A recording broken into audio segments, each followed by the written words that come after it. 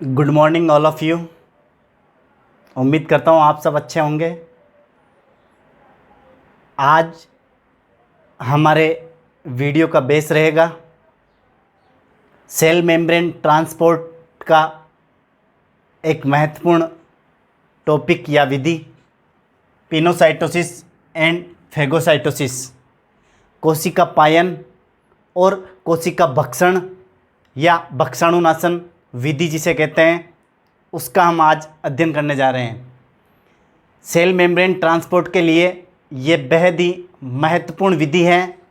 तो स्टूडेंट्स, आप इसे बहुत ही ध्यानपूर्वक समझेंगे। आज हम बात कर रहे हैं पिनोसाइटोसिस और फेगोसाइटोसिस विधि की, जिसे कोशिका पायन और कोशिका सन विधि कहते हैं।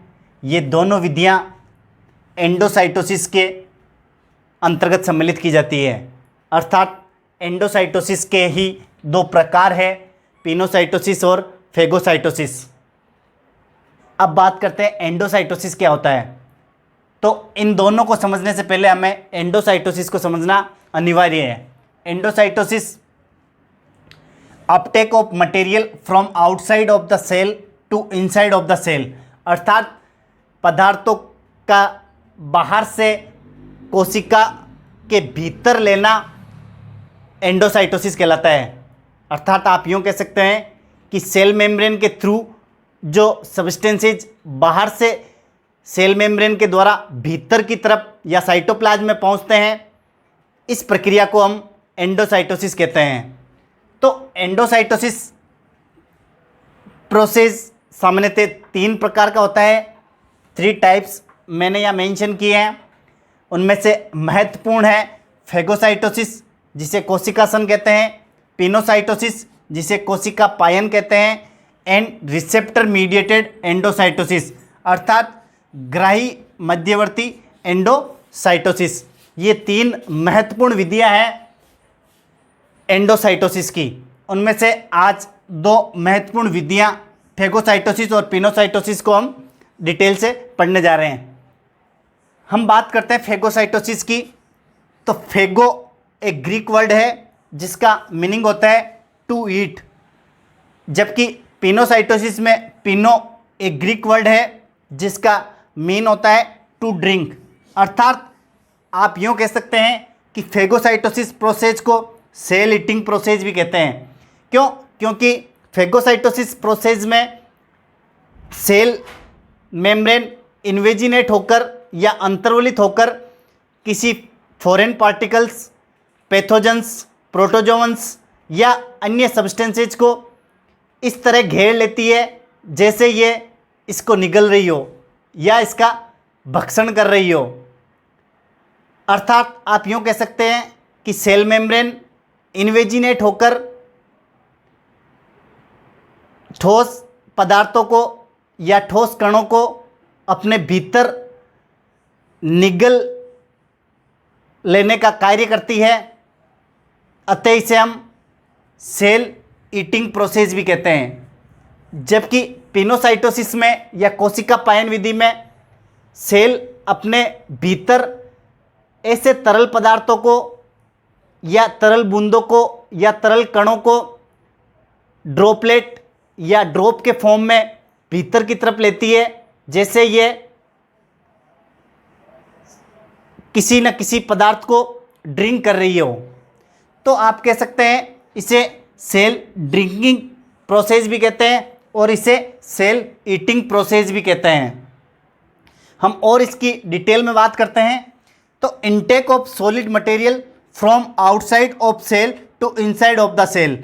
आप यूँ कह सकते हो फेगोसाइटोसिस को और डिटेल से हम देखें तो इनटेक ऑफ सॉलिड मटेरियल्स, ठोस पदार्थों को अंदर लेना, फ्रॉम आउटसाइड ऑफ सेल, कोशिका के बाहर से, to inside of the cell, कोशिका के भीतर। अर्थात ऐसे पार्टिकल्स या सब्सटेंसेज जो सॉलिड हो या सॉलिड मास के फॉर्म में हो, उन पदार्थों को बाहर से भीतर की तरफ कोशिका में लेना फेगोसाइटोसिस या कोशिका सन कहलाता है। अब बात करें पिनोसाइटोसिस या कोशिका पायन विधि की, तो इनटेक ऑफ लिक्विड ड्रॉपलेट्स और dissolved solids from outside of cell to inside of the cell, अर्थात लिक्विड ड्रॉपलेट्स या तरल बूंदों को या घुलित विलेय को बाहर से कोशिका के भीतर लेना पिनोसाइटोसिस या कोशिका पायन कहलाता है। तो स्टूडेंट्स, आपको ये मेजर डिफरेंस पता चल गया होगा कि फेगोसाइटोसिस और पिनोसाइटोसिस में क्या मेजर डिफरेंस होता है। फेगोसाइटोसिस में सेल्स के भीतर लार्ज पार्टिकल्स या बड़े अणुओं जो कि सॉलिड प्रकार के होते हैं उनको भीतर लिया जाता है, और पिनोसाइटोसिस में किसी लिक्विड सब्सटेंसेज को सेल के भीतर या साइटोप्लाज्म में लिया जाता है। तो ये मेजर डिफरेंस हुआ।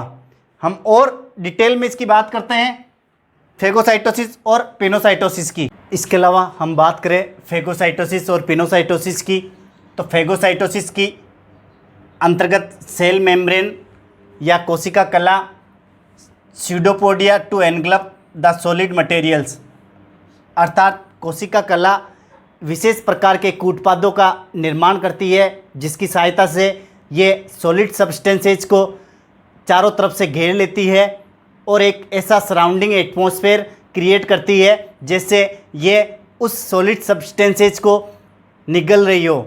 तो यहाँ जो बहिर्वलन देखने को मिलते हैं वो स्यूडोपोडिया के फॉर्म में भी देखने को मिल सकते हैं, जबकि पिनोसाइटोसिस में सेल मेम्ब्रेन या कोशिका कला भीतर की तरफ अंतर्वलित हो जाती है या इन्वेजिनेट हो जाती है और छोटे से छिद्र के रूप में तरल आयशों को या तरल बूंदों को भीतर की तरफ ग्रहण करती है। तो इन्वेजिनेशन पाया जाता है पिंच इनटू फॉर्म में वेसाइकल, एक ऐसे भीतर की तरफ अंतर्वलित हो जाती है जैसे छोटे छोटे छिद्र के समान संरचना दिखाई देती हो। इनके अलावा हम बात करें कोशिका भक्षण विधि की, तो इसमें बनने वाले जो वेसाइकल्स होते हैं उनका आकार बड़ा होता है या लार्ज प्रकार का होता है। आप कह सकते हैं क्योंकि सामान्य विसरण और प्रासरण के द्वारा जिन अणुओं का कोशिका अपने भीतर नहीं ले पाती है उस समय ऐसे सॉलिड पार्टिकल या सॉलिड मास को फेगोसाइटोसिस विधि के द्वारा भीतर की तरफ लिया जाता है। तो जो बनने वाले जो आयशीय हैं या वेसाइकल्स हैं, जो फॉरेन पार्टिकल्स या सॉलिड पार्टिकल्स हैं, वो कोशिका कला में भीतर की ओर प्रवेश करने के लिए एक वेसाइकल या आयशीय के रूप में निर्मित हो जाते हैं। उस वेसाइकल या आयशीय का आकार फेगोसाइटोसिस विधि में बड़ा होता है, जबकि हम बात करें पिनोसाइटोसिस विधि की तो इसमें वेसाइकल का आकार छोटा होता है। क्योंकि जो फॉरेन पार्टिकल्स या जो लिक्विड सब्सटेंसेज होते हैं वो ड्रॉप या ड्रॉपलेट के फॉर्म में होते हैं या किसी डिजोल्व सॉल्यूट के फॉर्म में होते हैं या घुलित विलेय के फॉर्म में होते हैं। अतः बनने वाला जो वेसाइकल या आयशीय होता है उसका आकार सामान्यतः स्मॉल या छोटा होता है। और हम डिटेल देखें तो फेगोसाइटोसिस विधि में लाइसोसोम्स आकर फेगोसोम के साथ जुड़ते हैं।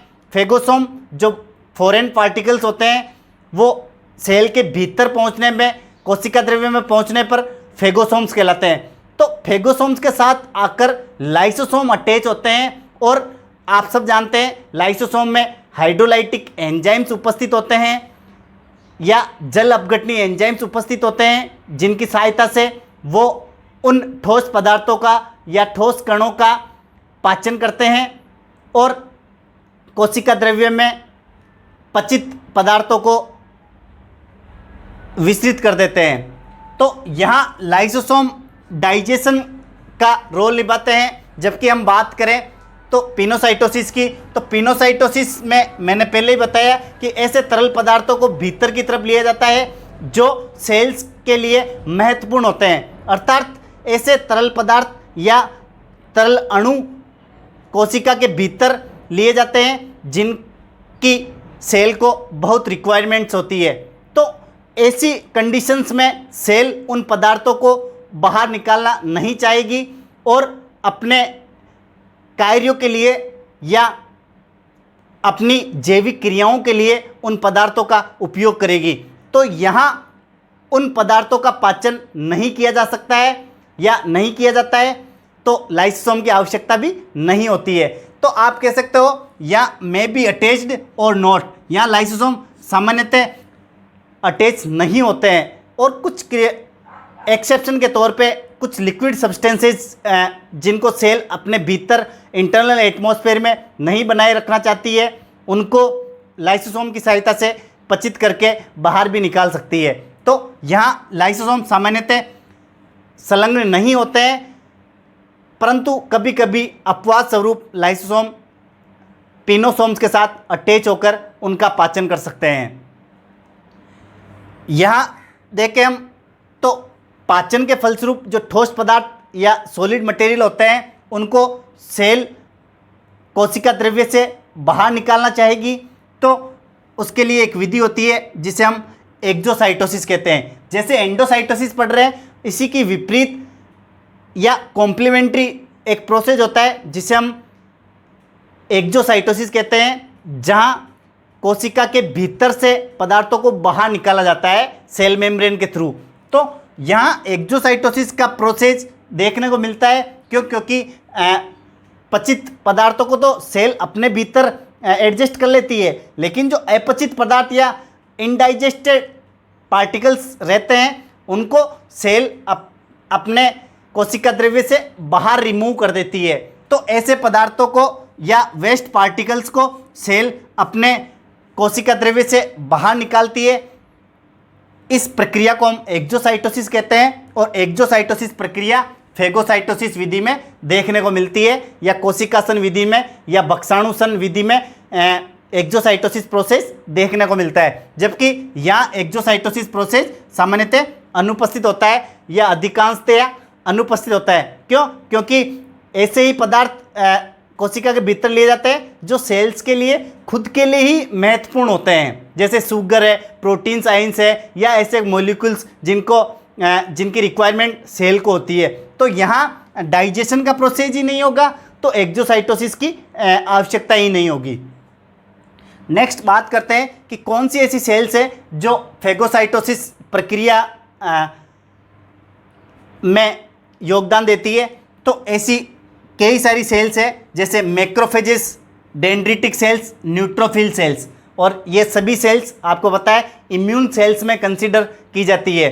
प्रतिरोधक कोशिकाएं जिन्हें कहते हैं उनमें इनको सम्मिलित किया जाता है या प्रतिरक्षी कोशिकाओं में इन्हें सम्मिलित किया जाता है। तो इम्यून सेल्स के कुछ प्रकार हैं जिनमें सामान्यतः फॉरेन पार्टिकल्स या पैथोजन या बाह्य काय को जो शरीर में किसी इंजरी से, वाउंड से पहुंचती है, उनको वापस पाचन करके शरीर के बाहर या कोशिका के बाहर पहुंचा दिया जाता है और वहां से ये एक्सक्रीटरी सिस्टम में होते हुए बाहर शरीर के निकाल दी जाती है। तो इनमें इम्यून सेल्स में प्रमुख रूप से फेगोसाइटोसिस करने वाली सेल्स होती है मैक्रोफेजेस, जिसे हिस्टियोसाइट सेल्स भी कहते हैं, डेंड्रिटिक सेल्स जो कि एक महत्वपूर्ण इम्यून सेल्स है, न्यूट्रोफिल सेल्स जो कि WBC का एक प्रकार है, फेगोसाइट्स और फेगोसाइटिक सेल्स बक्साणुसन कोशिकाएं, इनके अलावा WBC जिसे शरीर का सैनिक कहते हैं या आप कह सकते हैं सोल्जर ऑफ बॉडी जिसे कहते हैं, जो विभिन्न प्रकार के फॉरेन पार्टिकल से शरीर की सुरक्षा करने का कार्य करते हैं। उन कणिकाओं में ये प्रक्रिया देखी जाती है WBC जिसे ल्यूकोसाइट सेल्स कहते हैं, या श्वेत रक्त कणिकाओं में ये प्रक्रिया सामान्यतः देखी जाती है। जबकि यहाँ बात करें पिनोसाइटोसिस की क्रिया किन कोशिकाओं में होती है तो लीवर सेल्स, किडनी सेल्स और एपिथेलियल सेल्स में इन प्रकार की क्रिया देखी जाती है। यकृत कोशिकाएं, वृक्क कोशिकाएं और इंटेस्टाइन की एपिथेलियल सेल्स या उपकला कोशिकाओं में पिनोसाइटोसिस या कोशिका पायन विधि सामान्यतः देखी जाती है। अब बात करते हैं हम फेगोसाइटोसिस के द्वारा किन सब्सटेंसेज को सेल के भीतर लिया जाता है। तो इनमें पैथोजेंस जो बॉडी में बाहर से आउटर एनवायरनमेंट से पहुंचते हैं पैथोजेंस, प्रोटोजोन्स और डाइटम्स। ये ऐसे सब्सटेंसेज हैं जो फेगोसाइटोसिस विधि के द्वारा सेल मेम्ब्रेन के थ्रू साइटोप्लाज्म में पहुंचते हैं और वहां उनका पाचन करके एक्सोसाइटोसिस के द्वारा सेल से रिमूव करके एक्सक्रीटरी प्रोडक्ट की तरह उन्हें एक्सक्रीटरी सिस्टम में भेज दिया जाता है। यहाँ बात करें तो पिनोसाइटोसिस क्यों, क्योंकि ये तरल पदार्थों को सेल के भीतर लेती है, तो यहाँ शुगर और प्रोटीन्स मॉलिक्यूल या अणुओं को सेल अपने भीतर लेती है। तो कोशिका पायन विधि में शर्कराएं और प्रोटीन्स अणुओं को सेल अपने भीतर लेती है। तो स्टूडेंट्स, ये था पिनोसाइटोसिस और फेगोसाइटोसिस, दो महत्वपूर्ण विधियां जो कि सेल मेम्ब्रेन ट्रांसपोर्टेशन में महत्वपूर्ण रोल निभाती है और एंडोसाइटोसिस की महत्वपूर्ण प्रोसेस है। आई होप आपको ये वीडियो पसंद आया होगा। अगर मेरा वीडियो पसंद आया है तो आप इसे अधिक से अधिक लाइक, शेयर और सब्सक्राइब कीजिए। धन्यवाद। जय हिंद।